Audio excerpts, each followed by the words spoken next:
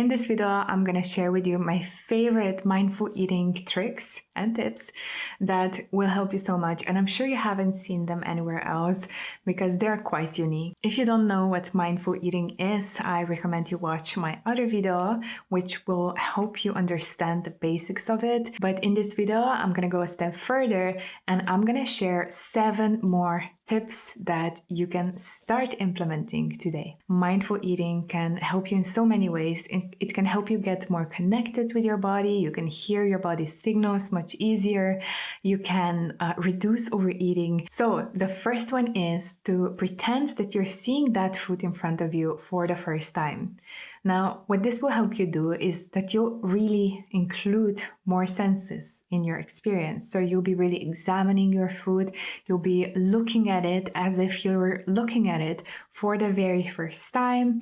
You're gonna perhaps smell it, touch it. You're gonna then taste it really slowly and savor it slowly.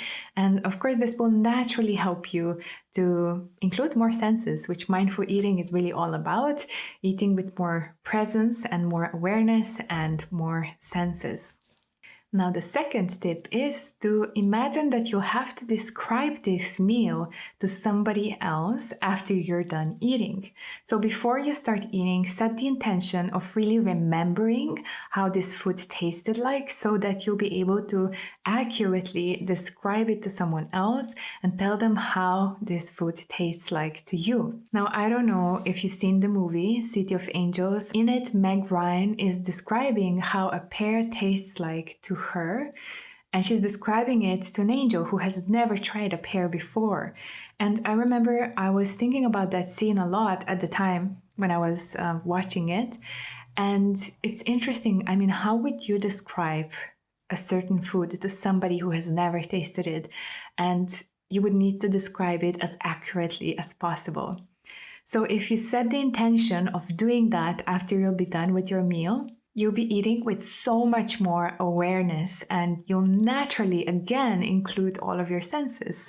So try it out and let me know how it goes. Trick number 3 is that you imagine that you're a food critic. And you know how food critics are. They have to be aware of everything, right? So try to pretend that you're a food critic and think about the food. How does it taste like? Does the taste change after a bit of time passes? What would you change? Is there anything that would make it better? Like, be really, really present with your food and just think about this stuff. Pretending you're a food critic will again help you to be more aware when you're eating and you'll be fully present with your food because you have to be, right? Because then you have to write a review or a critique about that food. So you have to do it. The next tip is to experience the food as if you're a child. Now, you know how children eat. They're fully present, fully immersed in the experience.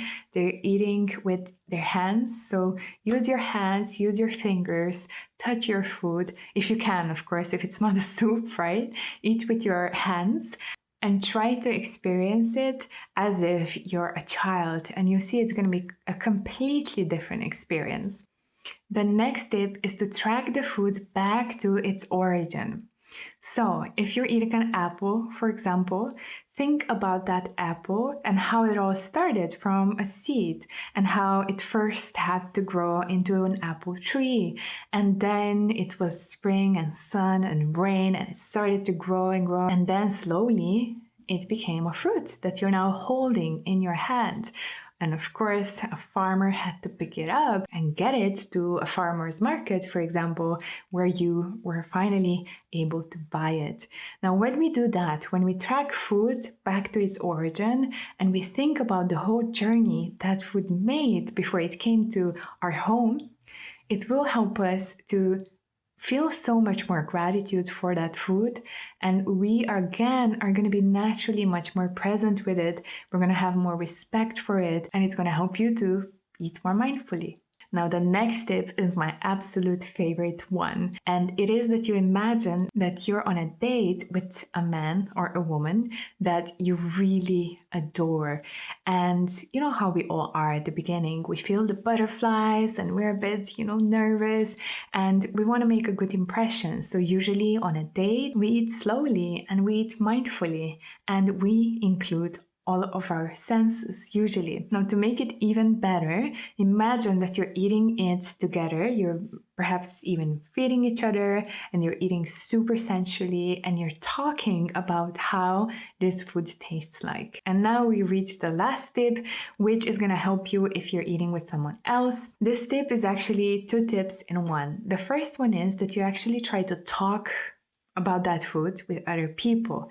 So make some remarks about it, how it tastes like to you, what you like about it, what you don't like about it. Perhaps if you're in a restaurant, talk about the food in front of you, which will help you, right? You'll include other people in the conversation, and you're all going to be more aware, and you'll all eat more mindfully. And now the second part of it is that you make the intention to finish last. So be the slowest one at the table, eat super slowly, and just have that intention that you're gonna finish last at the table. This was a huge game changer for me because I was able to slow it down, eat more mindfully, and naturally when you slow it down, you get much more connected to your body, at least many more times that you usually would, right? It makes a difference whether you eat a meal in 5 minutes or you eat it in 15 minutes, right? Of course, you're gonna have more opportunity to connect with your body. So these are my 7 tips and tricks, and I would love to hear in the comments which one are you most excited to try. And if you're interested in learning how to become a normal eater who has it easy with food, then definitely watch my free masterclass. It's a brand new one. I'm super proud of it. And in it, I share with you 7 steps to food freedom. Just click the link in the description and you'll be able to get access to it. All right, thank you for watching, and I will see you in the next video. Bye.